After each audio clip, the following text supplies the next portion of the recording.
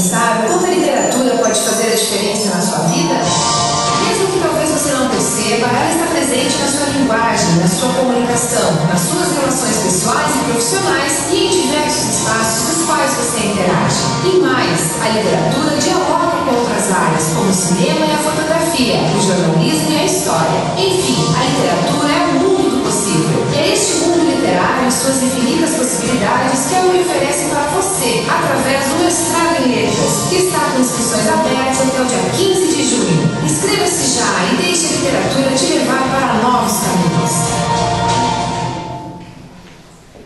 Senhoras e senhores, boa noite. É com imensa satisfação que o mestrado em letras da Unicampus de Frederico Westphalen recebe a todos os presentes nesta noite, quando também lança o spot de divulgação do mestrado em letras 2013, apresentado durante a recepção dos participantes no segundo seminário de apresentação do mestrado em letras. Este evento objetiva trazer à comunidade regional informações sobre o curso, bolsas de estudos, linhas de pesquisa, metodologias das aulas, corpo docente e demais esclarecimentos sobre a estrutura e o funcionamento do curso. Convidamos para compor a mesa a diretora acadêmica da Uni de Frederico Westphalen, professora doutora Silvia Regina Canã, a coordenadora do Departamento de Linguística, Letras e Artes, coordenadora do curso de Letras, professora mestre Marinês Ubique Costa, e o coordenador do mestrado em Letras, professor doutor Zandro Carlos Calegari.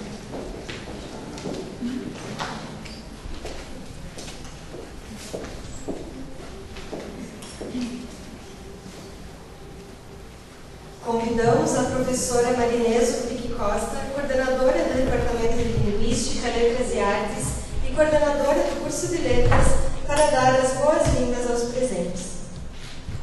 Boa noite a todos. É com alegria que o mestrado em letras, que é o Departamento de Linguística, Letras e Artes, os acolhe nesta noite. Gostaria de inicialmente saudar a professora Silvia Regina Canã, nossa diretora acadêmica, uma professora, uma doutora que tem colaborado muito, que tem incentivado os nossos mestrados aqui da casa, principalmente o mestrado em letras. Também saudar o meu colega, professor, coordenador do nosso programa de mestrado, professor Lisandro, saudar os colegas professores, saudar os nossos alunos, os nossos candidatos ao nosso mestrado. Dizer da nossa satisfação de estarmos aqui, de termos um grupo tão seleto de professores, ter assim o nosso mestrado já com reconhecimento, com conceito tão qualificado pela CAPES. Dizer a vocês também que nós estamos lançando hoje a nossa terceira linha do mestrado, uma linha relacionada à literatura, mais especificamente à leitura e ao ensino, procurando então estabelecer um diálogo com os nossos gêneros, com a nossa mídia, e, obviamente, fortalecendo, então, a questão da leitura, do processo de compreensão nas outras instâncias que o mestrado em literatura abarca. Então, eu desejo a todos vocês, a nós que estamos aqui nesta noite, um excelente seminário de apresentação do nosso mestrado. Agradecemos a professora Marinês e, neste momento, convidamos a diretora acadêmica da Unicampus de Frederico Westphalen, professora doutora Silvia Regina Canã, para a saudação inicial. Bom, muito boa noite a todos e a todas.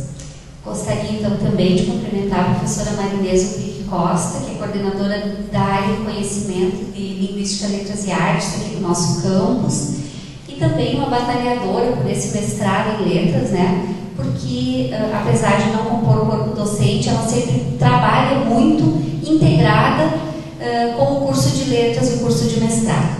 Também o professor Lisandro Calegari, hoje coordenador do programa de pós-graduação em letras, os colegas professores, Ana Paula, Luana, professora Silvia, professora Denise, professora Maria Tereza, professor Breno, que compõem o corpo docente do nosso programa e que o fazem de uma forma muito competente, com muita produção, com um trabalho muito empenhado em fazer esse mestrado ter um destaque dentro da nossa universidade e no contexto das demais universidades.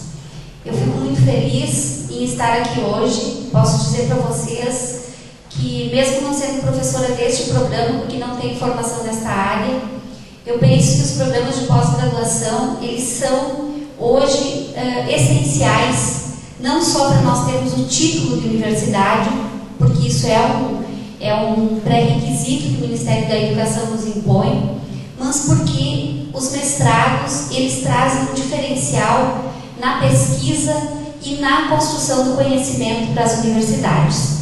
E esse diferencial, ele é estendido a vocês, alunos do mestrado que estão aqui e futuros alunos do mestrado que vieram hoje, nesta noite chuvosa, mas tão acolhedora, para conhecer o nosso programa de pós-graduação em letras.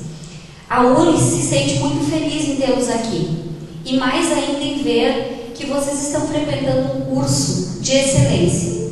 Nosso mestrado tem excelentes professores que fazem uma produção muito grande na área e que são destaque não só na nossa instituição, como no Brasil e fora dele, com os trabalhos que têm sido divulgados e apresentados em vários lugares do Brasil e também internacionalmente fora do país, em outros eventos.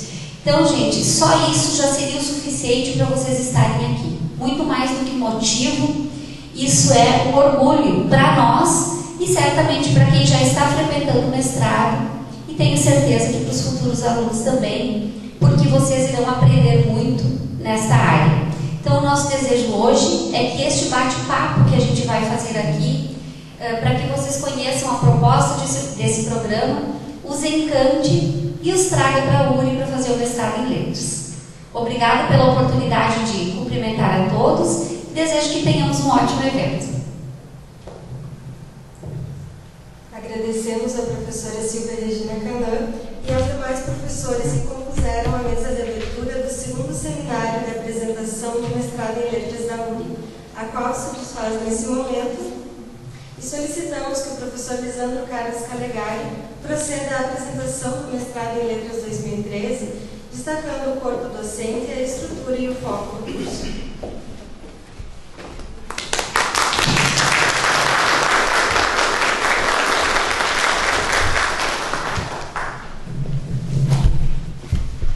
Boa noite a todos, a todas. Então, inicialmente, eu gostaria de agradecer as palavras da professora Silvia, também os cumprimentos à professora Marinês.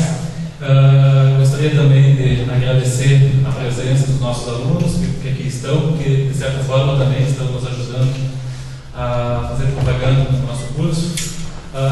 E um agradecimento especial, então, para aqueles futuros candidatos, os alunos que têm interesse em conhecer mais e melhor o nosso programa. Então, como foi dito agora há pouco, eu vou iniciar a minha fala, então, vou fazer uma apresentação inicial do nosso curso, chamando atenção para alguns itens e depois eu vou pedir para minhas colegas também falarem no sentido de apresentar as linhas do nosso programa, que eu acho que é a parte mais interessante e mais importante. Bom, como vocês estão vendo, eu vou passando as lâminas e falando. Atualmente eu sou o coordenador, a professora Denise, então, é a vice-coordenadora, que aqui está, e depois vai nos apresentar uma das linhas. E, como está dito aí na nossa lâmina, o nosso curso é reconhecido pela CAPES, através da portaria. Então, isso indica, então, que o nosso curso tem uma legitimidade, certo? E um reconhecimento. Mas, por que nós estamos aqui hoje? Então, nessa lâmina a gente pode ver um mapeamento bastante amplo, digamos assim, dos itens, dos tópicos que nós vamos falar. Então, para quem não sabe ainda, para quem nunca esteve numa disciplina, que nunca fez um mestrado ou que nunca teve a oportunidade de fazer uma matéria como aluno especial, então nós vamos falar de modo geral do que vem a ser um curso de pós-graduação em nível de mestrado. Em seguida, então, nós vamos falar qual a importância de se fazer um curso de pós-graduação hoje e qual a importância, então, do curso de mestrado em letras. E depois, que é a parte que eu acho que é a principal, digamos assim, nós vamos falar do nosso curso. E dentro desse último item, então, nós vamos falar sobre a duração, para quem não sabe, quanto tempo dura o curso de mestrado, as aulas, de que modo elas estão distribuídas, as disciplinas, os professores, quem são os professores, o que eles trabalham, as linhas que nós temos. Até este ano nós estávamos em 2 linhas. Há poucos dias a CAPES aprovou uma 3ª linha, eu acho que é a linha nova que vem a cobrir, digamos assim, alguns interesses que a região vem solicitando. Depois nós vamos falar então do processo seletivo, investimento, e no fim então também vai ser feita o lançamento de um vídeo que nós fizemos, tanto que pega tanto a universidade, mas que traz algumas falas e depoimentos dos nossos alunos, ok? Bom, então eu vou começar fazendo uma diferença quando a gente fala em pós-graduação. Então, é bastante comum, digamos assim, a gente ouvir alguns alunos afirmarem eu faço pós, tá? Mas quando a gente fala eu faço pós, na verdade, o pós ele se distribui em alguns níveis. Então, a pós-graduação é tudo aquilo que vem após ou depois da graduação, ok? Então, quando a gente diz eu faço pós, eu posso estar afirmando que estou fazendo uma especialização ou um curso de estricto sensu, um curso de mestrado ou doutorado, certo? Mas, então, a pós-graduação ela é dividida em lato sensu e estricto sensu, certo? Então, lato sensu, como o próprio nome diz, é em sentido amplo, que são aqueles cursos que não são avaliados pelo MEC ou pela CAPES. Isso não quer dizer que não tenha validade, tem, mas eles não passam por uma avaliação do modo como passa o mestrado e o doutorado. Então, no caso, a atualização e a especialização são cursos de pós-graduação lato sensu, ok? Já o estricto sensu, como a palavra diz, em sentido estrito, então são aqueles cursos que envolvem que são os cursos avaliados pelo MEC ou pela CAPES, certo? Então, quando a gente diz que o nosso curso tem uma nota, tem um conceito, significa que a CAPES está nos vigiando, podemos dizer assim, certo? Quer dizer, existe uma série de itens que nós somos avaliados. E é a partir dessa avaliação que nós vamos ter um conceito, certo? Então, o mestrado, o doutorado e também o pós-doutorado são os cursos que são avaliados pelo MEC, pela CAPES, que passam por esse tipo de avaliação, certo? Então, de modo geral, um curso de pós-graduação visa a formar pesquisadores, certo? Então, quando a gente fala em mestrado acadêmico, nós estamos falando de uma formação específica de alunos que visam a pesquisar, tá? Então, existe hoje o mestrado acadêmico e o mestrado profissionalizando. O nosso mestrado acadêmico, ou seja, aquele que está voltado a formar pesquisadores. No caso, como está apontado aí, mestrado é o primeiro nível dentro do pós-graduação. Estricto sensu, tá? Porque, como eu disse antes para vocês, existe o lato sensu e o estricto sensu. Nós estamos dentro, então, do estricto sensu e o mestrado é o primeiro nível. Depois existe o doutorado, que são 4 anos, tá? O mestrado são 2 anos, o doutorado são 4 anos e o pós-doutorado, então, é de 1, 2 ou 3 anos, certo? Então, feita essa breve apresentação. O que é o curso, então? O que é o mestrado em letras? Bom, então, o mestrado em letras, ou o curso de pós-graduação em estrito senso, ele envolve um processo de capacitação mais longo do que a especialização. Então, se a especialização é 1 ano, 1 ano e meio, o curso de mestrado em letras, o curso de mestrado é 24 meses, tá? É claro que existe um tempo a mais para aquelas pessoas que não conseguem defender dentro dos 24 meses, mas o tempo médio é 24 meses. Mas é um processo mais longo, então, do que um curso de especialização, que envolve uma formação de disciplinas específicas. Essas disciplinas, então, estão em consonância com as linhas que o programa tem, mais a formulação, projeto de pesquisa, e depois, nos meses finais ou no último semestre, que o aluno vai se dedicar basicamente à dissertação. E é claro, o mestrado ele possibilita uma formação mais específica, mais profunda dentro de uma área de conhecimento, certo? Promove atividades, como eu disse antes, promove atividades, então, de pesquisa, certo? Então, o mestrado acadêmico, ele tem como meta formar pesquisadores, acima de tudo. E também prepara os professores para lecionar em cursos superiores.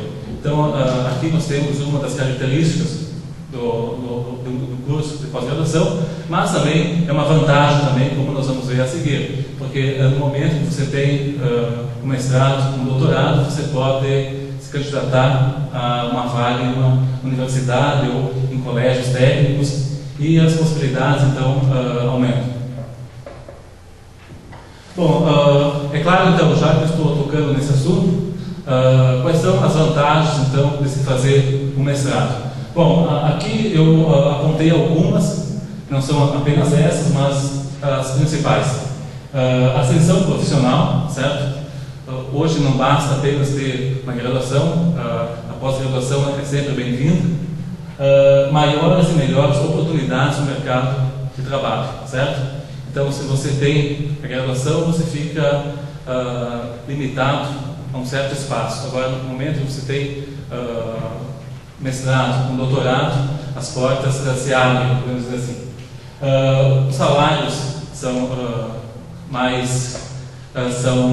melhores, certo? Uma vez que você tem uma formação a mais, você tem oportunidades a mais, logo você pode ter um salário melhor. Ampliação de redes de contato, então.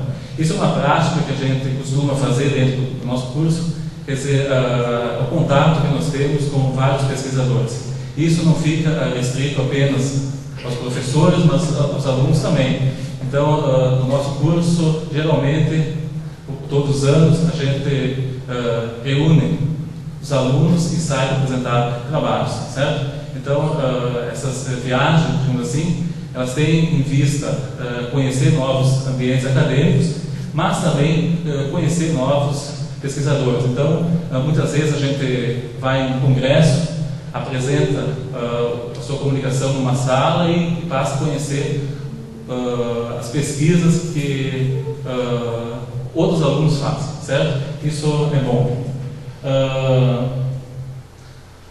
A formação também de novas competências, certo? Ou seja, o mestrado vai te desafiar de modo que você vai adquirir mais competências e também possibilitar o exercício da docência em ensino superior, certo?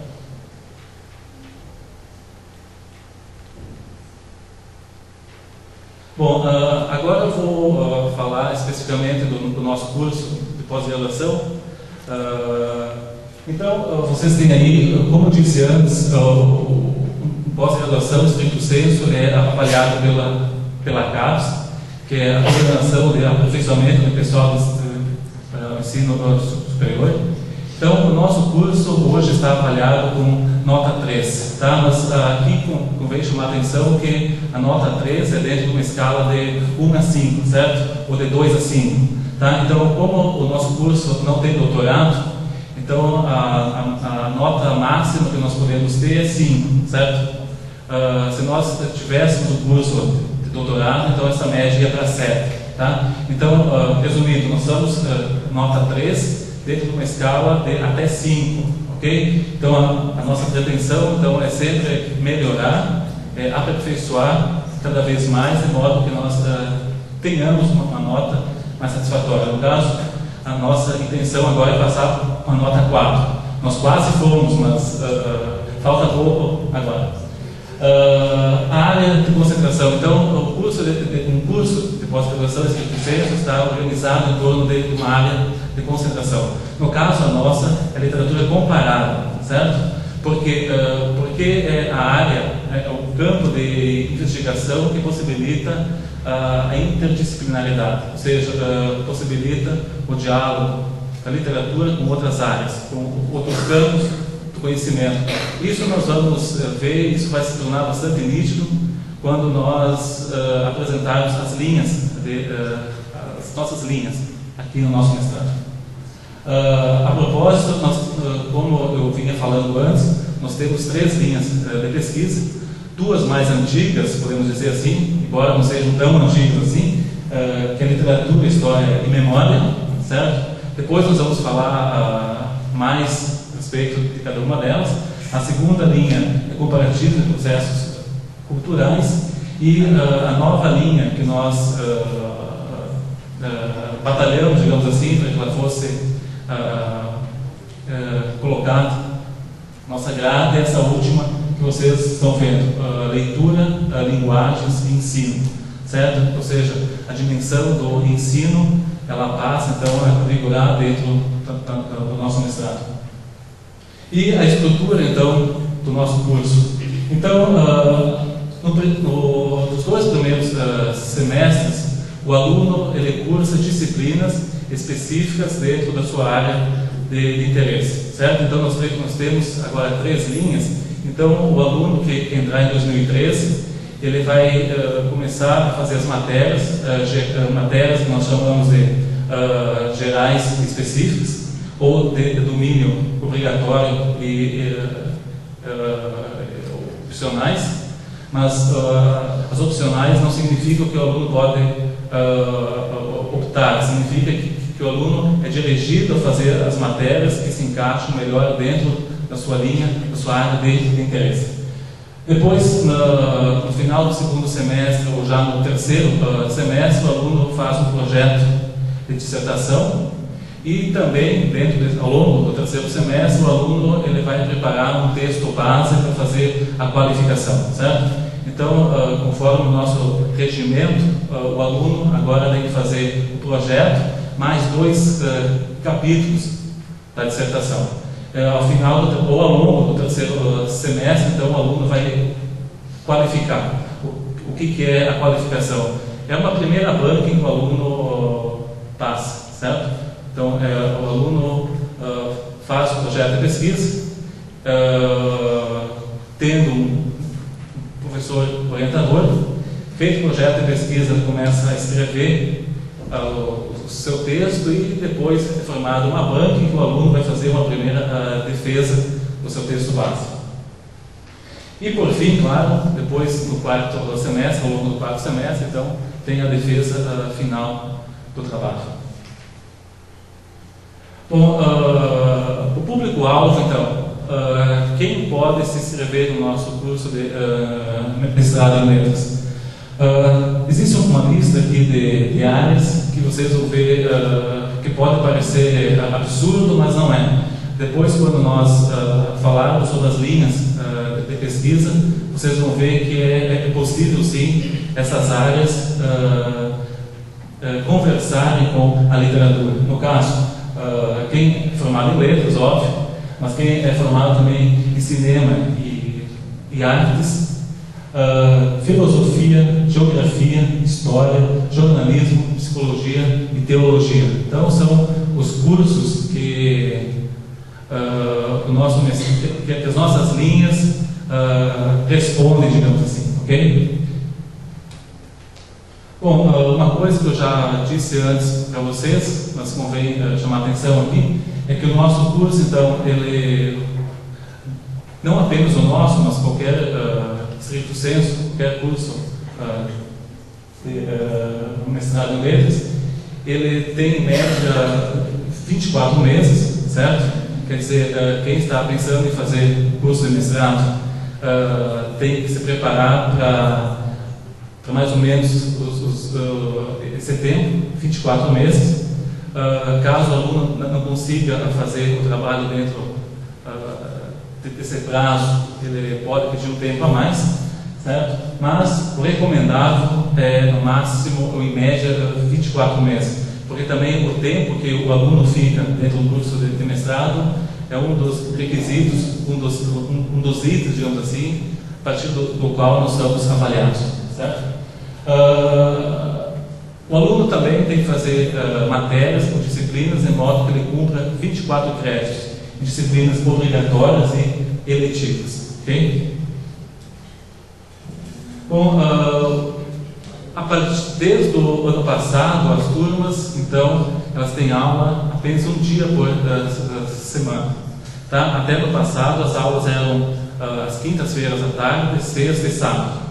Então, o aluno ele tinha que ficar bastante preso ou não tinha tempo, porque é difícil conciliar o trabalho e o estudo. Então, a partir de 2012, nós passamos a oferecer as aulas apenas às quartas-feiras, que foi a data que nós achamos melhor, digamos assim, em vista do nosso calendário.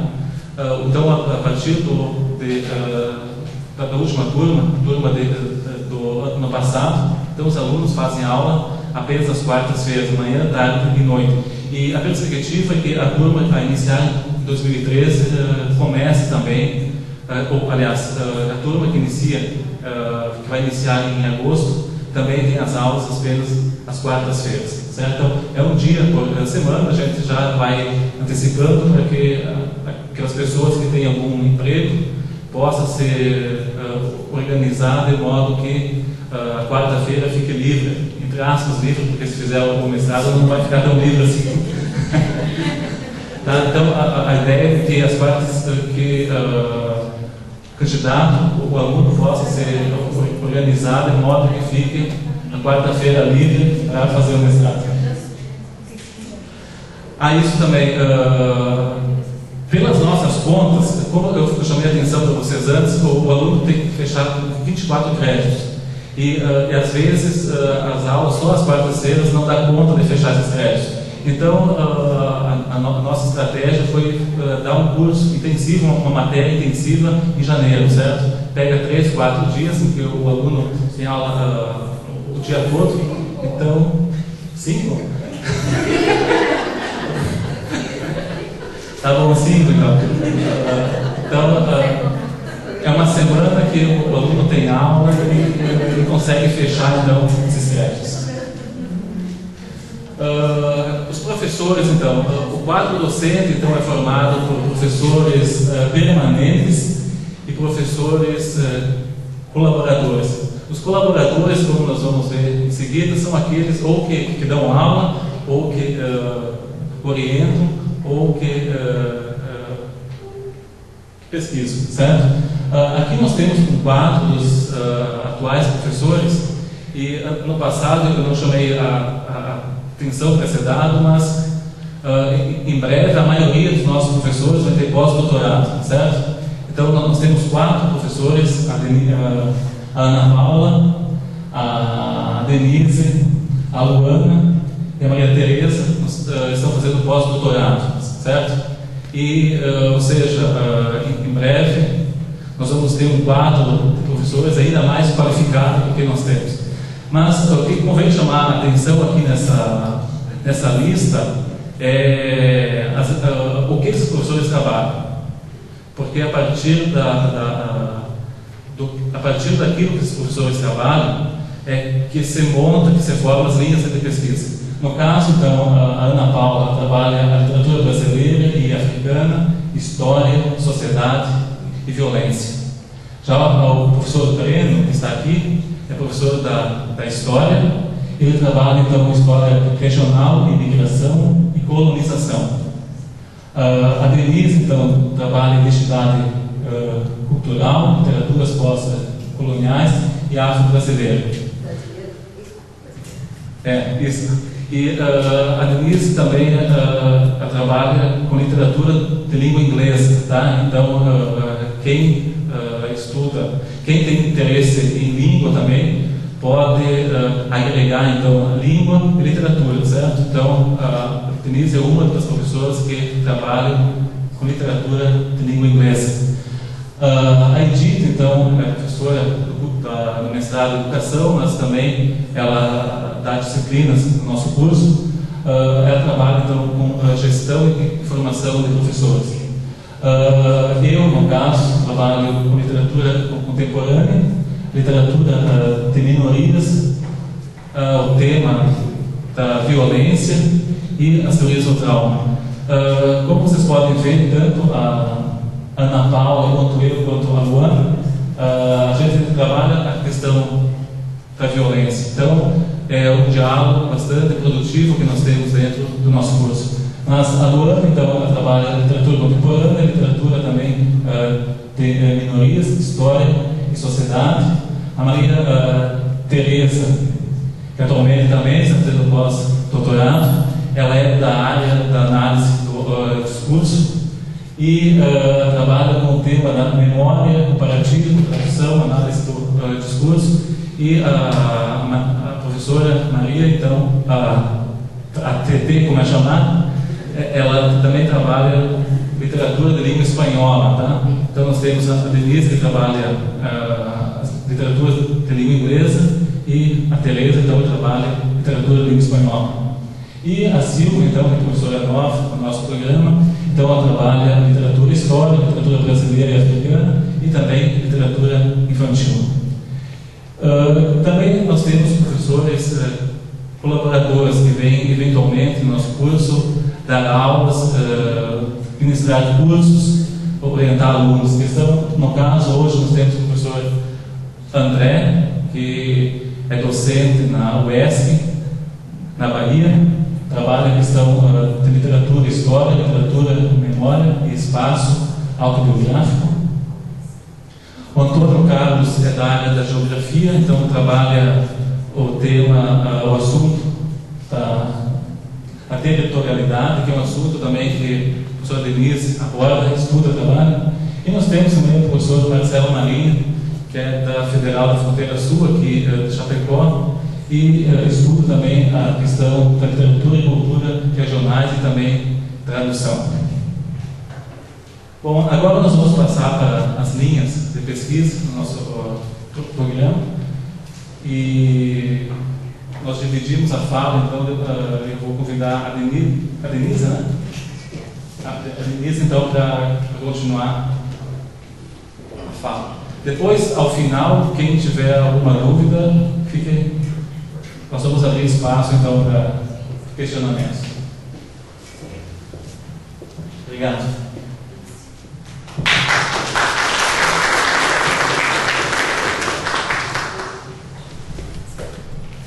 Bom, boa noite a todas e todos. Então, começando a falar, meu nome é Denise Almeida Silva, e eu vou falar da nossa linha mais antiga do nosso curso, que é Literatura, História e Memória. Como o Lisandro já falou, a nossa área de concentração é literatura comparada, e assim, olhando de fora, não pode dar uma impressão errada, a pessoa pode pensar, mas ela está comparando literatura, mas nada disso. Por definição, literatura comparada é a área de literatura que dá dos diálogos entre literatura e ciências humanas. Como o título dessa linha que você está indicando, aqui entra muito a questão histórica, mas não só, porque a gente vai depois detalhar mais. Então, literatura, história e memória investiga as relações entre a literatura e a história e a memória, a relação entre o discurso literário, o discurso histórico, e em decorrência disso, o papel da memória nesses discursos, enfocando então nesses discursos. Em função dessa configuração, essa linha de pesquisa é de interesse, então, de pessoas que trabalham com a literatura em outras linguagens. Por exemplo, a linguagem do cinema, a linguagem da cultura, a linguagem das mídias, também, praticamente, história, A geografia, porque a gente sabe, a gente sempre fala a partir de um local. Então, qual é o nosso espaço, qual é o nosso território, tanto geográfico quanto simbólico, não é?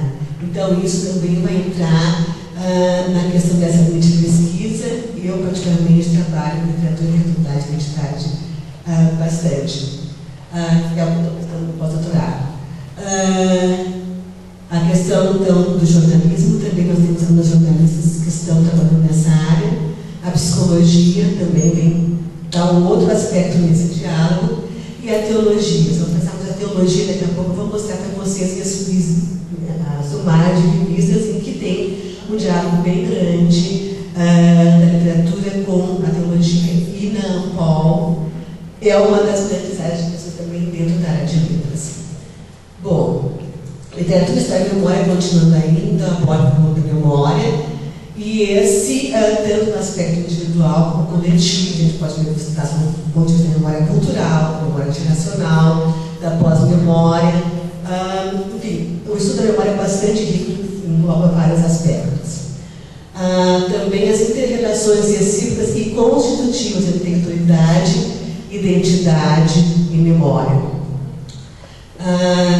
Tomando esse aspecto, então, em consideração, seria do interesse, então, de pessoas que vêm das áreas da história, da geografia, de jornalismo, letras e artes, e também de biologia. Mas não para aí. A gente pensar, por que então que a territorialidade é tão importante para esse estudo? Então, a gente vai pensar, o que é o espaço? Uma definição poderia ser essa, que é um conjunto indissociável de sistemas de objetos, de sistemas de gerações, vinculado ao trabalho do homem. Deixa eu facilitar um pouquinho essa definição. Se a gente vê um local, simplesmente enquanto local físico, enquanto ele não sofre influência do homem, ele não vai se transformar num espaço nem num território. Por definição, o espaço é aquele local sobre o qual o homem age. Então, há uma interrelação, tanto o espaço é constitutivo do homem, como o homem é constitutivo do espaço. E aí a gente tem a questão que nós, como seres humanos, somos seres históricos. Nós temos a noção do tempo, sua recuperação, então vai conduzir qual é o papel da memória, né? Como é que eu me imagino enquanto pessoa, como é que a memória vai me constituir, não somente a minha memória pessoal, como também a memória da minha coletividade. E aí vai entrar várias coisas, né? Vai entrar a memória geracional, transgeracional, mas aí já entra outra coisa. Bom, e a identidade, então, a gente vai entrar na regulação da identidade e memória, que permite a quantidade necessária para nós pensarmos as nossas memórias individuais e sociais. Compreende ainda essa linha de pesquisa, que é uma linha bastante ampla, o estudo do espaço biográfico ou autobiográfico. E aí, quem é jornalista usa um outro vocabulário, fala livro, reportagem, mas tem assim a mesma coisa. Então, entrando no âmbito da autobiografia, pode entrar biografia, confissão, pode fazer estudo de blog, por que não? Está sendo feito bastante atualmente isso. Diários, enfim. E aí, nesse sentido, pode ser de texto de literatura, das artes, jornalismo, da história, psicologia, também poderia ser, enfim. Tá? Como essa nossa linha é muito mais antiga, já temos muitos trabalhos nessa área. Então, estou listando aqui algumas das dissertações que foram defendidas. Por exemplo, no País do Bonfim, a questão da identidade judaica e Guerra do Bonfim. A segunda dissertação ali da Daiane Molinho vai abarcar a história de Portugal, as naus de Portugal, a analisação pós-intertexto, paródia de carnaval no romance português contemporâneo. Depois, a dissertação de Tesouro em Busca da Concanha vai abordar a migração italiana no Estado. O Caminho da Pedra também é um outro romance que é sobre esse mesmo aspecto. Memorial do Convento também já estamos indo então para a história de Portugal, essa dentro de história. O Gaúcho Farroupilha foi uma dissertação, essa foi até de orientando meu. Ele estudou a Revolução Farroupilha e como ela estava representada em alguns contos do Simões Lopes Neto. a gente vê então que realmente a relação literatura e história é bem palpável. Um certo índice dos obras de memória foi a questão da identidade, a relação dos libaneses que moram em Manaus. Também tivemos uma aluna que trabalhou com raça literatura brasileira na história do Neuwürttemberg, que partiu de uma pesquisa de campo, nos documentos que estavam perdidos aqui no interior do Rio Grande do Sul, e a partir disso ela construiu uma dissertação muito interessante. Migração aqui, indignação, foi nossa mãe de Santa Catarina, que trabalhou com memória cultural de Santa Catarina. E assim nós temos várias, eu não vou continuar lendo, mas a gente vê que é um tema bastante possível. Por que então literatura e psicologia? A gente falou algumas coisas, como o Luciano falou ao princípio, parece meio forçada, mas não são. Eu, citando esses autores, leio: psicologia e literatura expressam a constituição interna do sujeito, ou seja, a subjetividade, que constrói as condições do mundo, objetividade, ao mesmo tempo que é por elas construído. Na nossa base conceitual, a gente lida, também se a gente vai trabalhar com literatura pós-colonial, Freud, Leto, Jung, psicologia social, sócio-história, orientação marxista-dialética também tem bastante frequentemente, então isso faz parte das nossas leituras. Aqui também tem outras tantas dissertações dentro dessa linha. Vamos continuar lendo, vocês podem dar uma olhadinha. Então, brevemente, essa é a nossa área, literatura, história e memória. Depois que nós apresentarmos as outras áreas, se vocês tiverem alguma dúvida, a gente pode voltar a conversar sobre isso.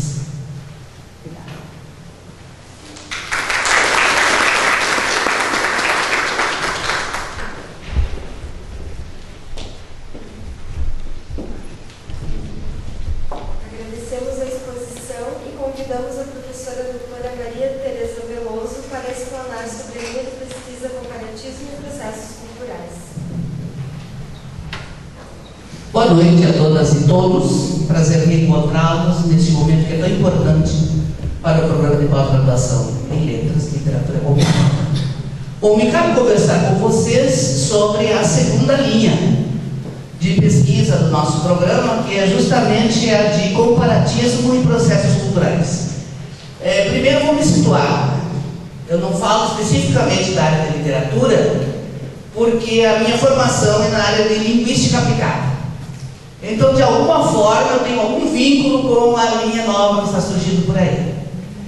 Mas, com essa titulação em linguística, ela me favorece trabalhar com uma aproximação para aquele pessoal que não é tão apaixonado por literatura, embora vivam a literatura cotidianamente. Mas, enfim, então, o que eu trabalho a partir da minha formação? Com análise do discurso de linha francesa, quer dizer, os meus orientandos, mesmo que não tenham tido essa disciplina no decorrer da sua formação de graduação, eu trabalho com eles de uma forma mais direcionada para habilitá-los, então, a trabalhar com os conceitos da análise do discurso francesa, aplicado, então, à questão da tradução e aos processos culturais. Mais ou menos por aí. Bom, comparatismo, centrada então essa área, no conceito de comparatismo e os métodos usados no diálogo entre literatura e as outras esferas da expressão humana. Evidentemente que se a literatura nos fala da existência humana, tudo que disser respeito ao ser humano, a sua forma de se movimentar no mundo, de estar no mundo e de traduzir esse mundo, tem a ver, naturalmente, com o diálogo entre as outras disciplinas e não especificamente somente na área da literatura.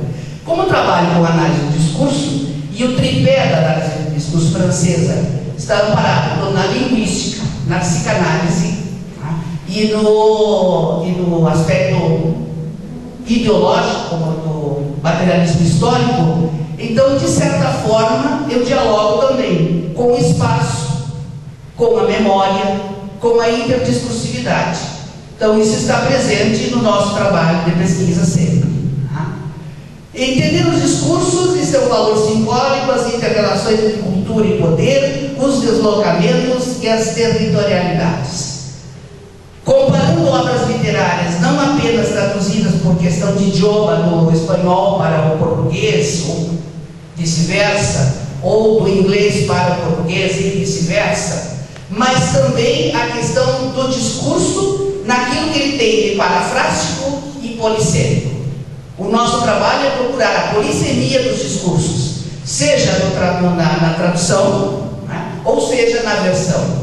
Como é que o texto, saindo da língua original do seu autor, como é que ele chega na nossa língua, no caso, né, e como ele é fiel ou não, essa tradução é fiel ou não, aquele aspecto, aquela, como vou dizer a vocês, aquela essência que o escritor, o autor, o próprio da obra original, tenha impregnado na sua obra. Como é que o tradutor faz essa translação para o português, mantendo esse vício e esse vigor da literatura, da língua original do seu autor?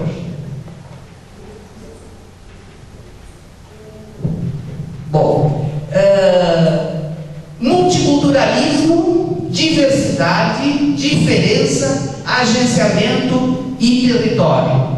Pelo que vocês já ouviram o professor Lisandro falar, pelo que acabaram de ouvir a professora Denise falar também a respeito da sua linha de pesquisa, vocês veem que há uma inter-relação entre as linhas. Em certos momentos, nós nos tocamos, né? Nós intercambiamos conceitos, pensamentos, etc. Aqui é um dos exemplos, né? A questão do território, a questão da diversidade cultural, né? Sociocultural, sociolinguística, né? Tudo isso está presente na nossa linha. O multiculturalismo, quer dizer, eu vou, só um exemplo, rapidamente, eu tenho uma mestranda que está fazendo o seu trabalho agora de composição de dissertação. Está trabalhando que vocês vão ver depois ali. O que ela ia fazer inicialmente? Ela ia traduzir, trabalhar com a tradução de poemas de Otávio Paz para o português. E ela queria trabalhar com um tradutor português, falante do português de Portugal, do Peninsular, e falante do português brasileiro. Só que a verdade cultural de Portugal é uma, embora falando língua portuguesa. E a realidade cultural, sociocultural do Brasil é outra, mesmo falando português. Então, na verdade, há diferenças que são específicas daquela língua que originou o texto. E essas linhas e essas diferenças, elas precisam ser consideradas no momento em que alguém está fazendo um trabalho de comparação. É fundamental. Textualidades contemporâneas, em diálogo com a filosofia, as diversas formas de tradução linguística, interartes e intercultural. De certa forma, esse item que está aqui, de certa forma, complementa aquilo que já falei no início, né? Na medida em que trabalhamos com línguas, a linguística certamente está presente, né? Quando falamos em diálogo intercultural, estamos falando não apenas na cultura como todo o patrimônio de formação, né, de uma civilização, de determinada civilização, mas também estamos falando pelas formas como o espírito dessas civilizações se manifesta. E aí nós estamos falando em arte. Então, esse diálogo é fundamental. E também, naturalmente, o intercultural como uma complementaridade dos dois anteriores. Portanto, quem vier trabalhar dentro desta linha vai ter um encontro legal, né? Com estudos e pesquisas realizados por profissionais em que áreas? Dessas que estão aí: literatura e outras linguagens, filosofia, história, geografia, ciências sociais, jornalismo, teologia. Quer dizer, o universo humano está presente aí. E em qualquer das nossas linhas estará. Né? Daqui a um pouquinho mais vocês já vão ouvir alguma coisa sobre a terceira linha. E vocês vão ver que a relação também começa com a linha anterior que a professora Denise apresentou. Ok? Trabalhos em andamento. Agora eu quero dar uma ideia para você, saindo da teoria, né? Muito blá blá blá, e vamos ver a prática de verdade. Trabalhos em andamento incluídos na presente linha de pesquisa: Dom Quixote e Dom Quixote. Imaginário, memória e identidade. Do original a traduções para o português, uma análise comparativa de perdas e ganhos à luz da análise do discurso. É um trabalho que está sendo feito com alunos da graduação, né, do programa de incentivo à pesquisa. Linguagem, leituras e textos, é um projeto guarda-chuva, esse aí, composto por mais de um subprojeto. Tema, do livro à tela, Clarice e tradução intersemiótica. A Clarice é a Clarice Lispector. A Hora da Estrela, é um aluno do ensino médio, bolsista do CNPq, que está fazendo essa aproximação. Uma leitura do filme e uma leitura do texto literário em si. Primeiro o texto literário e depois o texto fílmico, até porque são linguagens diferentes, complementares, mas diferenciadas, né? São dois textos. Estudos de literatura comparada e traduzida, discursos e intertextualidades, transculturalidades. 2 subprojetos nesse projeto guarda-chuva.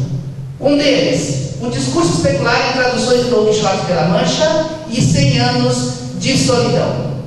Em que 100 anos de solidão espelha o texto inicial, o primeiro, né, antes dele, claro, o Don Quixote de La Mancha.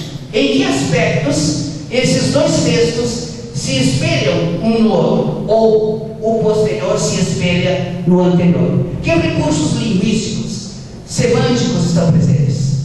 Que vínculos de história estão presentes ali? Vínculos de observação de territorialidade estão presentes? Momentos de comparações de épocas históricas, histórico-culturais.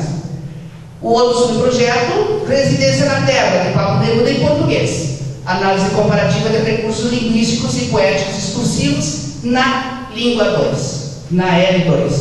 Quer dizer, voltando só um pouquinho, como é que alguém lê Pablo Neruda, né, em espanhol, tem que ter um conhecimento espanhol, naturalmente, e como é que é uma tradução? Que recursos trazem para o português o mesmo visto, a mesma cor do texto original do Neruda? É isso que estamos analisando. Claro, Silvana, por favor.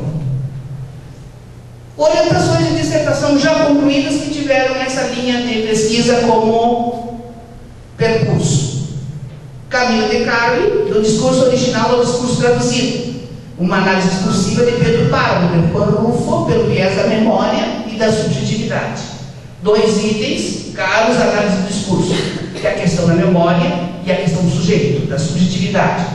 Ela analisou 2 obras, quer dizer, são 2 obras mesmo. O Pedro Páramo, em espanhol é uma, o Pedro Páramo, traduzido pelo Érico Nepomuceno para o português, é outra. Agora, uma não pode cair a outra. Então, é exatamente esse é o trabalho que faz, no caso, o pesquisador. A Franciele Casagrande Médici trabalhou com literatura e com cinema. O que ela analisou? O título da dissertação dela é Poder Instituído versus Poder Marginal, Confrontações Discursivas. O que ela fez? Ela pegou um texto literário, né? Agora me fugiu o nome do filme, e a sua transposição para o cinema e Tropa de Elite. Muito obrigado. Analisou o filme e analisou o texto, mas aí ela chegou a uma conclusão. O texto fílmico era tão diferente do texto literário, havia tão pouca menção ao texto literário, que no final ela redirecionou o tema dela analisando somente a questão fílmica. Pode acontecer isso, tá? Quer dizer, tu tens uma hipótese, tu fazes um projeto com base em hipótese e ao longo do teu trabalho tu encontras caminhos diferentes pelos quais tu deverás trilhar para chegar ao final. E estamos ainda com uma andando, que é a Larissa Paula Tiloni, que está trabalhando justamente a obra do Otávio Paz. Só que agora ela simplificou, né? Ela vai trabalhar só com a tradução feita pelo Haroldo de Campos. Essa dissertação está sendo escrita e certamente está defendida por ela em agosto. Acho que é isso. Era para dar uma noção para vocês, então, da possibilidade desse intercâmbio, né, que a linha proporciona entre as diversas linguagens e a literatura, e ao mesmo tempo comprovar que é possível, sim, uma unidade no programa a partir das 3 linhas. Valeu, pessoal.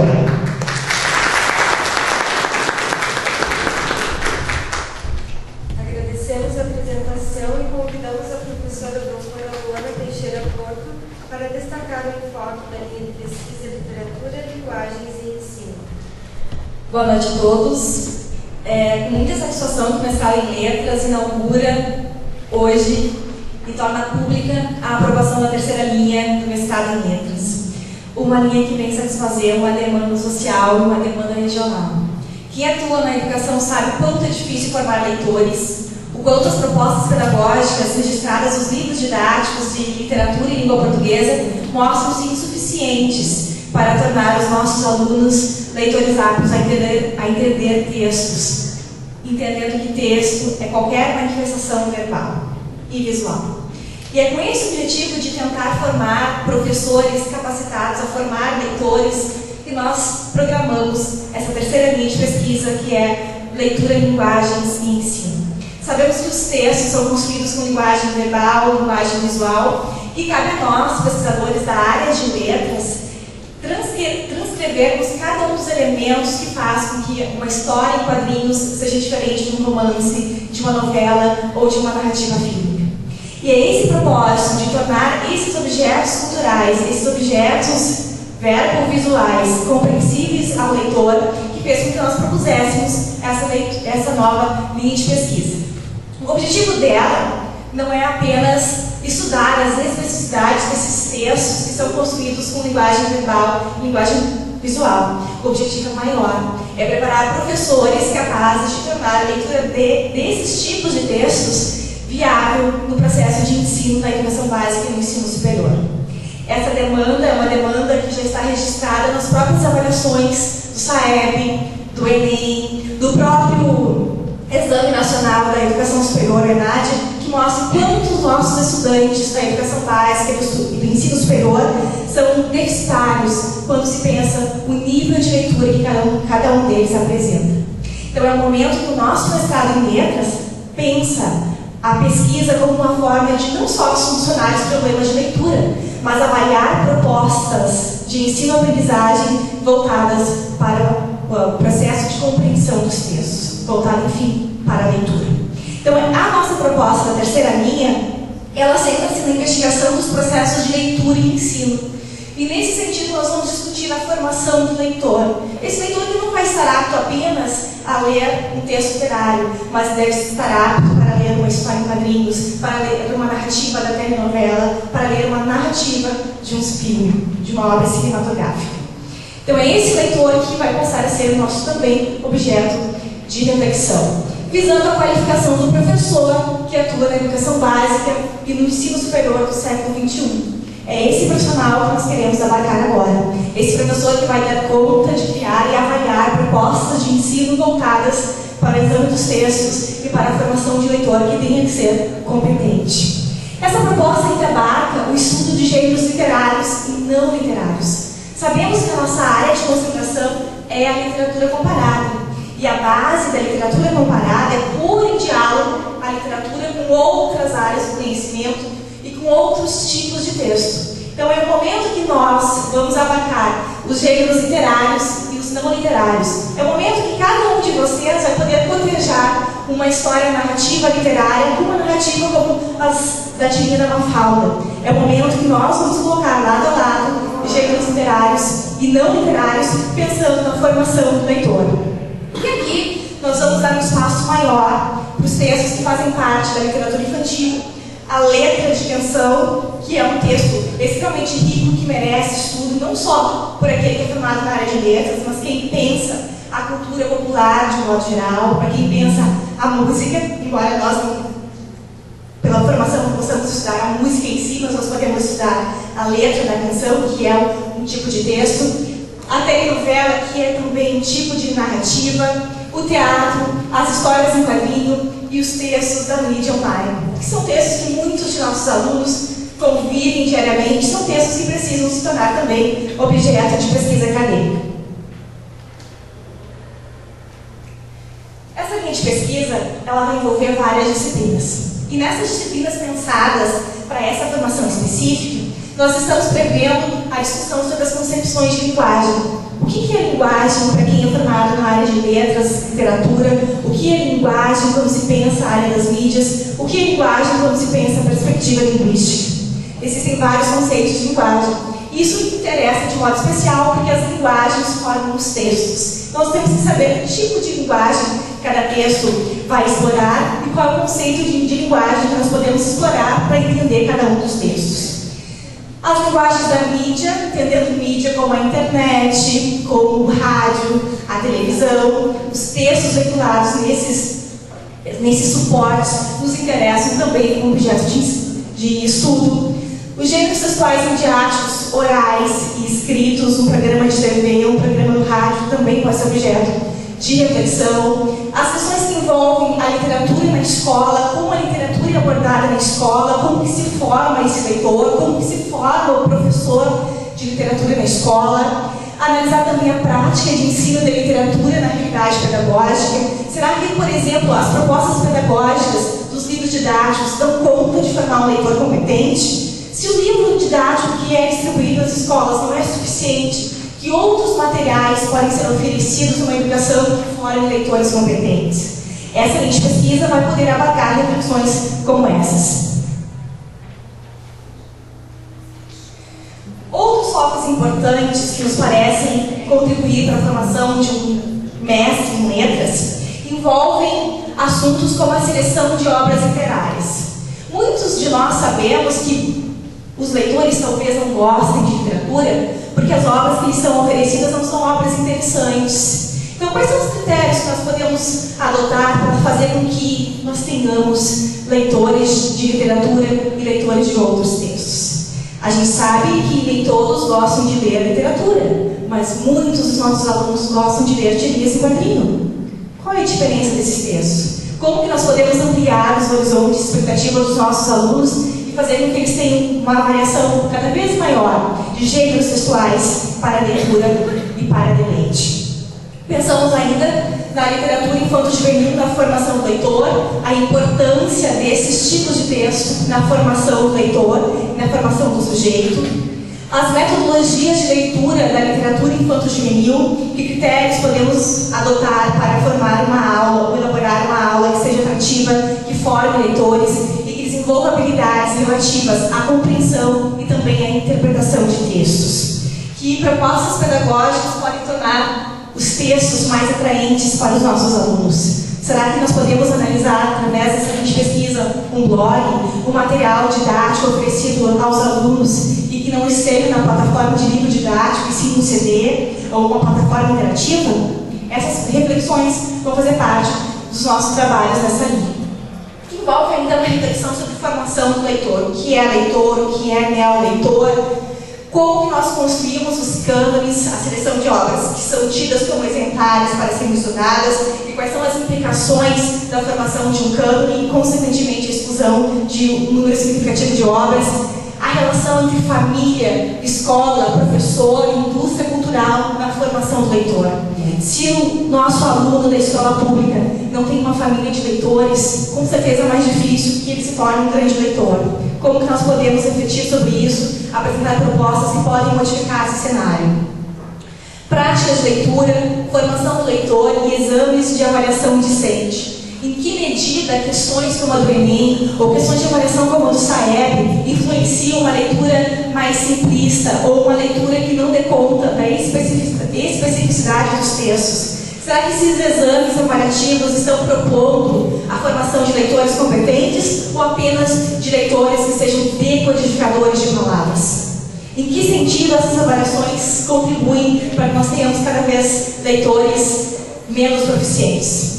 Não só na leitura de texto literário, mas de qualquer outro texto. Então, são esses temas que esperam os alunos que fizerem processo seletivo e que se interessarem por uma pesquisa na área de leitura, linguagens e ensino, que vai envolver também as relações entre literatura e outras linguagens, literatura, texto e imagem, a narrativa verbal e visual, que engloba, por exemplo, a telenovela, as histórias em quadrinho, as charges, os cartoons, os diálogos possíveis entre a literatura e as artes plásticas, a música, o teatro, o cinema e a fotografia. Isso tudo vai ser pensado nas relações entre literatura, texto e ensino. Quando se pensa nisso, então, nós podemos sintetizar que essa linha de pesquisa vai abordar gêneros literários e não literários, práticas de leitura, análise e compreensão que envolvem questões linguísticas e semióticas, palavra, imagem, e oficinas de análise de obras didáticas e também de elaboração de atividades para o trabalho docente. Então, nessa linha de pesquisa, nós esperamos que os alunos sejam capazes não só de avaliar propostas pedagógicas já existentes para o desenvolvimento do processo de formação do leitor na escola básica, na educação básica ou no ensino superior, mas que também seja capaz de propor alternativas para a formação do leitor na escola.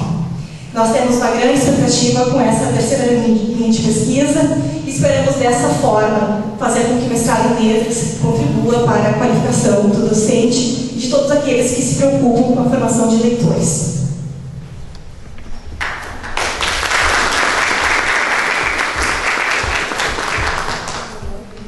Agradecemos a professora Luana e, apresentadas as linhas de pesquisa, chega o momento de destacar um dos diferenciais do curso, as bolsas de pesquisa. E, para tanto, convidamos o coordenador do curso, o professor Lisandro Carlos Calagari, para expor sobre bolsas e investimentos. Olá, voltei.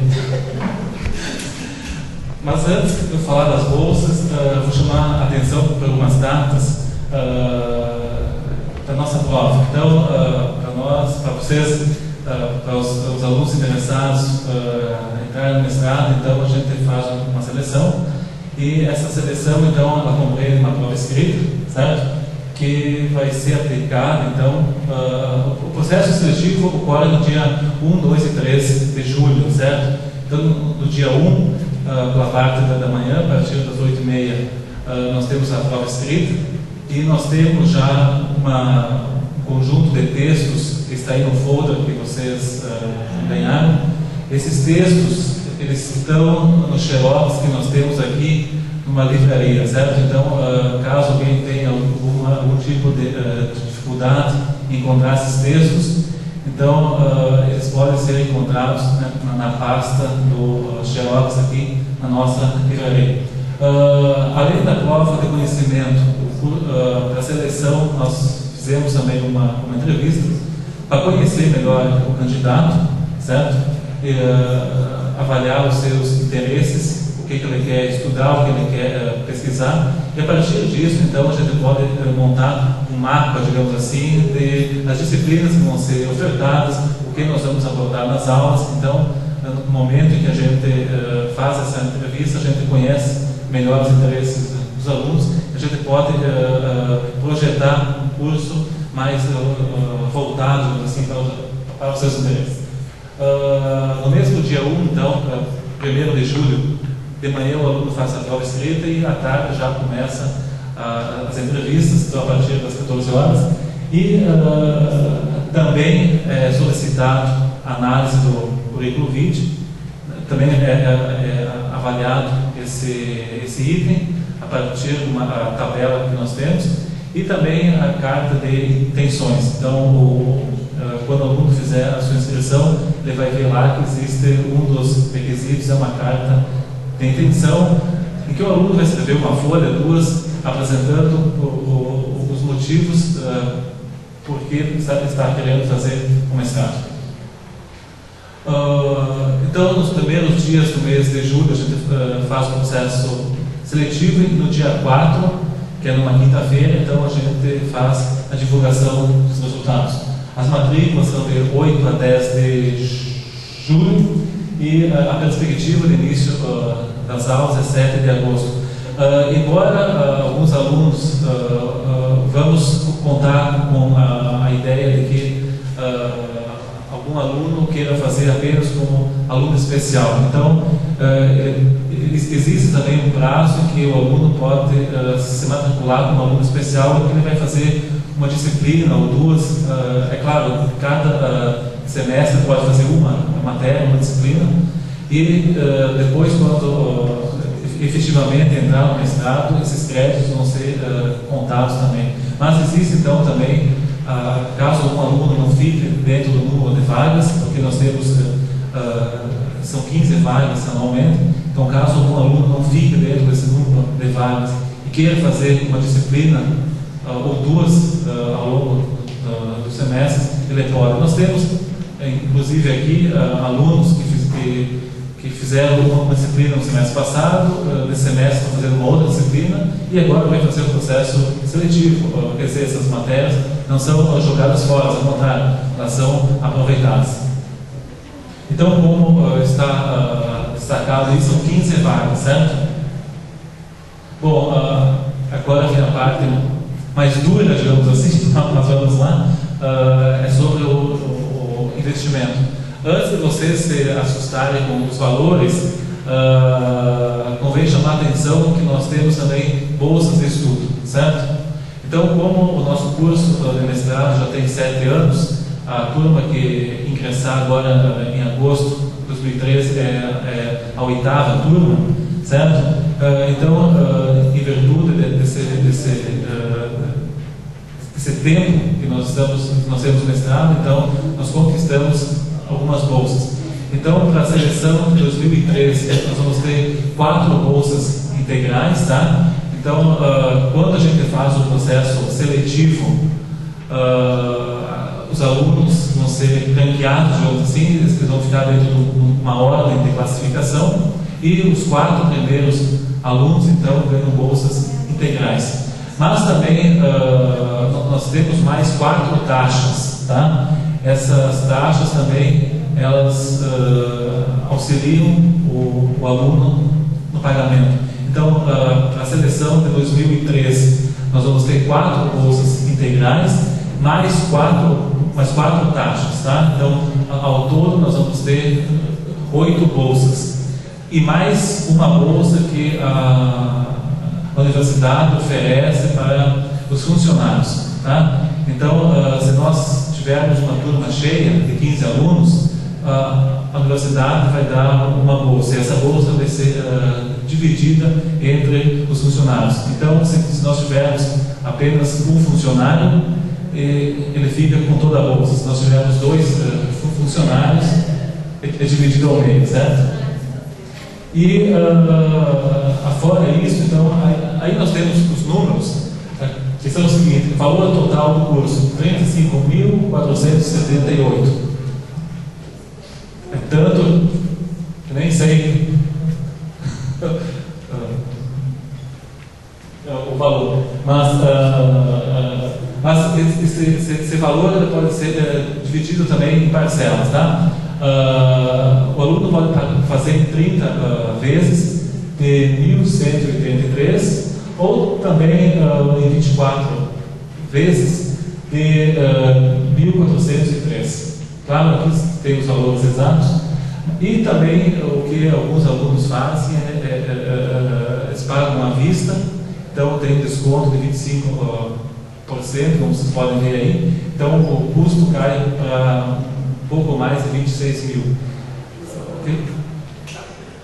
Só complementando essa parte aí. Alguns alunos realmente pagam à vista, mas que muita gente faz é financia pelo banco. Quando financia pelo banco, o banco paga à vista. O que acontece? O aluno recebe esse desconto de 25% para pagar, então o financiamento dele vai sair no valor de 26, nós vamos 35. E se por acaso esse aluno tiver ganhado uma das bolsas de 25%, vai diminuir mais um pouco, né? Então, muitas pessoas fazem isso, pegam o financiamento bancário, em vez de financiar sobre 35, já financia sobre 26. Quem é funcionário estadual tem a Banrisul, aqui nós temos o Banrisul, tem o Sicredi, também aqui na região é bem fácil de conseguir esse financiamento, né? Então, não precisa tirar o dinheiro do bolso, financia, já quando financia, já sai com esse desconto de 25%, porque o banco passa integral para a Uni e vocês financiam pelo valor menor.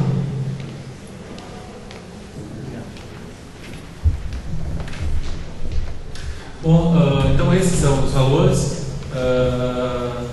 Nós estamos também, essa lâmina disponibilizando os contatos do nosso curso. Então aí vocês têm os telefones. No folder que foi dado para vocês também tem esses dados.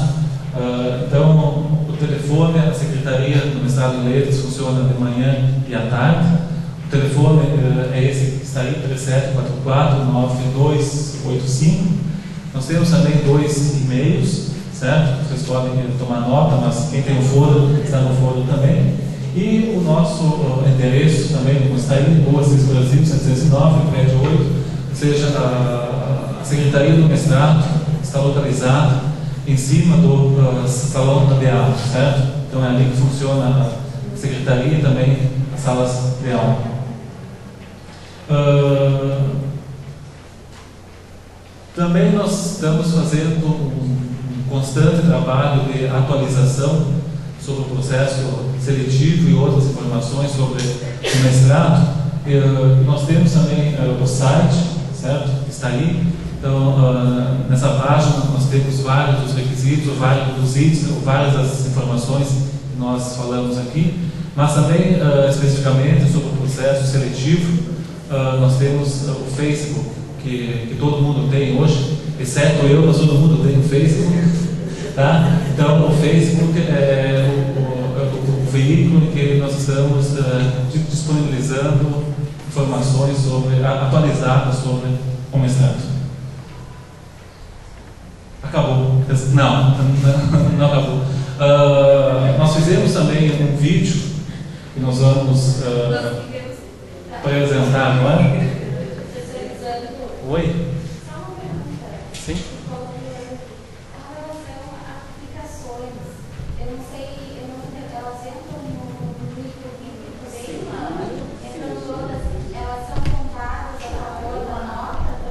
Claro. Sim, e muito.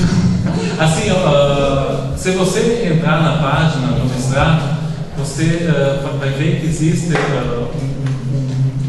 um link lá que vai dar acesso a uma tabela no qual nós nos baseamos para fazer essa contagem, certo? E lá... A aplicação tem que ser específica na área que você vai querendo? Não necessariamente. Porque a gente entende que, como nós trabalhamos na área da letras, história, da filosofia, jornalismo, então se torna difícil a gente, é injusto, inclusive, avaliar mais um dado em relação ao outro. É claro, se vocês prestaram atenção, se vocês leram com atenção no folder, a gente pede que vocês apresentem o currículo Lattes, que está disponível na página do CNPq. Tá? Então, para todo aluno de mestrado, assim como nós temos a carteira de identidade, que nos identifica como pessoa, nós temos que ter o currículo Lattes atualizado sempre, para nos identificar como aluno de pós-graduação, certo? Então, mas claro, aqueles alunos que têm dificuldade em preencher, a gente auxilia também. Assim, vale também as publicações em revista, jornal, apresentação de trabalhos, de comunicações em congressos, eventos, tudo conta. No caso, também falando, até por exemplo, os estágios de iniciação científica, vídeos também esconde, tá? Em todas as atividades que vocês tiveram. Falando sobre texto, por exemplo, nós tivemos jornalistas participando no ano passado, os textos que eles tinham publicado, como os jornalistas contaram, porque, por exemplo, se nós temos um diálogo aberto nas outras áreas, se as pessoas têm publicação na sua área, a gente valoriza isso também, né? Então, a gente tem esse cuidado para ter essa coerência. Então, realmente, a gente tem no site do mestrado tudo que é valorizado na contagem de pontos, mas, então, assim, qualquer tipo de apresentação de seminário, participação da apresentação, enfim, os teus textos publicados, as tuas experiências de iniciação científica, de extensão, enfim, de vídeo, tudo isso conta. Essas bolsas que nós ofertamos na graduação, elas bastante importante no sentido de que já vai aos poucos formando o aluno para que ele seja pesquisador, quer dizer, essas apresentações de trabalho, essas participações em eventos, congressos, isso tudo é importante porque aos poucos vai formando no aluno a consciência de procurar uma pós-graduação. E é claro, ele tem uma bagagem, digamos assim, mais consistente que permita acompanhar as discussões que se fazem dentro do curso de pós-graduação e mestrado, porque são reflexões mais aprofundadas.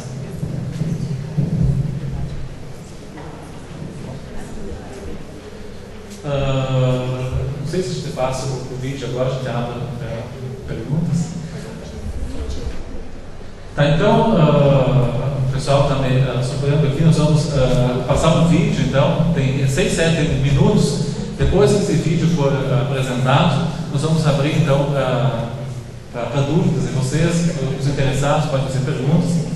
E, enfim, é um vídeo que apresenta a universidade, mas também nós temos os depoimentos dos nossos alunos. Tá?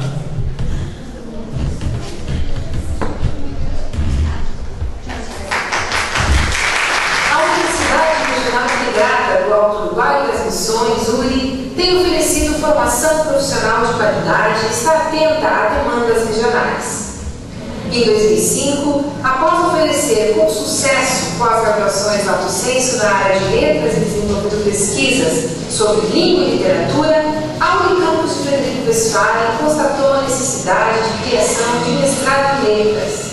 Elaborou-se, então, projeto nesse sentido para ser enviado à Coordenação de Aperfeiçoamento de Pessoal de Nível Superior, a CAPES, e com a homologação da proposta pelo Ministério da Educação, em 2005, foi possível implantar o mestrado em letras da UNI.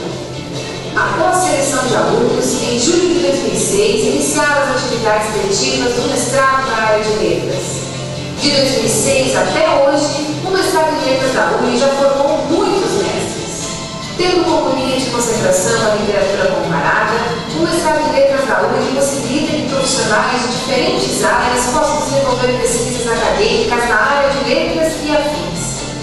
Com profissionais qualificados, amplas salas de aula, biblioteca com excelente acervo bibliográfico e laboratório para estudo e pesquisa, o mestrado em letras torna a formação profissional mais sólida e amplia as possibilidades de pesquisa e inserção no mercado de trabalho. Nossos professores e nossos alunos podem atestar o quanto o mestrado em letras da UNI faz diferença na vida pessoal e profissional de cada um. A formação continuada se impõe hoje como uma necessidade básica para a formação profissional. Para tanto, você está sendo convidado a fazer parte do nosso grupo de alunos que farão o mestrado em letras da UNI. Nosso mestrado na área de concentração em literatura possibilita um diálogo com outras áreas, justamente porque tem a intenção de trabalhar a questão da formação e da compreensão leitora. Sabemos que hoje não basta apenas ler o mundo, é preciso saber ler e compreender os textos, e no mestrado em letras você terá a oportunidade de desenvolver esta habilidade. O mestrado em letras, na tradição aqui na nossa universidade, desenvolve suas atividades desde 2006, formando mais de 30 mestres. As duas linhas já existentes, literatura, história e linguagem comparativa e conceptos culturais, soma-se uma nova linha que passa por ar a partir do seu interesse: leitura, linguagem e ensino. Esperamos que você seja o nosso aluno. Sou do marco efetivo do Magistério Público Estadual de Santa Catarina. Cursar mestrado faz parte de um sonho. Participei de uma seleção de uma bolsa de estudos da FUNDES, que é o Fundo de Apoio ao Estudante do Ensino Superior, com auxílio dos professores, foi de fundamental importância porque fui contemplada. E eu acredito que um dos grandes diferenciais desse curso seja o corpo docente. A equipe de professores daqui é muito qualificada, eles estão em constante aperfeiçoamento e qualificação. Mas, além disso, o comprometimento que eles revelam ter com o conhecimento é muito forte e marcante, e eles nos envolvem nesse comprometimento. São professores que nos orientam para a produção do conhecimento com alguma função social, e eu acredito que isso faça toda a diferença. Ele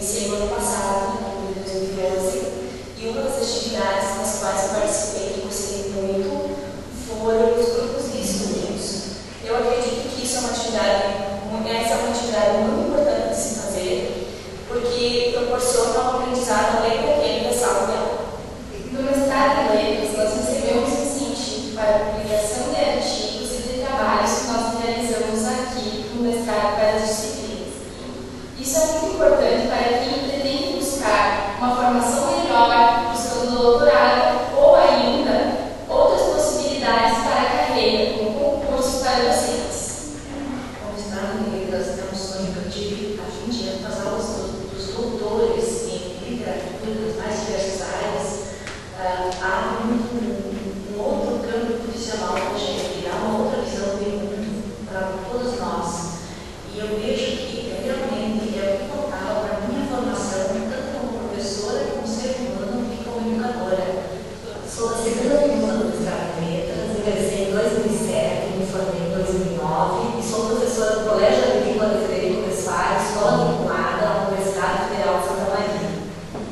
Como professora da Rede Federal de Ensino, o mestrado em Letras me permitiu a ascensão profissional com a recompensa salarial, porque a Rede Federal reconhece e valoriza a titulação de mestrado e doutorado em seu plano de carreira. Sou imensamente grata ao mestrado em Letras por eu ter tido a oportunidade de fazer o mestrado em uma instituição perto da minha casa, sem eu precisar me afastar do meu trabalho e especialmente sem precisar me afastar de minha família. Eu recebi uma bolsa da CAPES para realizar o meu mestrado aqui, que foi algo decisivo para que eu desse esse passo. E eu acho importante perceber que a concessão de bolsas, ela reflete duas circunstâncias. Uma por parte da instituição que concede essa bolsa, a instituição demonstra sensibilidade para uma demanda da sociedade. Por parte da sociedade, a procura pelas bolsas também reflete essa maior valorização da formação que existe hoje. Como minha formação acadêmica é no campo da comunicação social, habilitação e jornalismo, estar cursando mestrado em Letras da UFRJ requer a possibilidade de profissionais de outras áreas, como a do jornalismo, interagir com o mestrado. A formação em áreas afins nos garante, além de dar conhecimento, também a possibilidade de reconhecer e vivenciar a interdisciplinaridade em distintos trabalhos e áreas acadêmicas, o que nos enriquece como profissionais. A minha turma foi a primeira a ter aulas em um único dia. Então, proporcionar que as aulas aconteçam em um dia concentrado mostra o interesse da instituição em se adaptar às necessidades dos alunos. Então, mesmo para quem trabalha bastante e mora em outros municípios, tem condições de conciliar o trabalho e o estudo, mesmo para quem vem mais de longe, assim como eu, que venho da região das Missões. Eu posso afirmar que é viável e que vale a pena. Mestrado em Letras da UFRJ,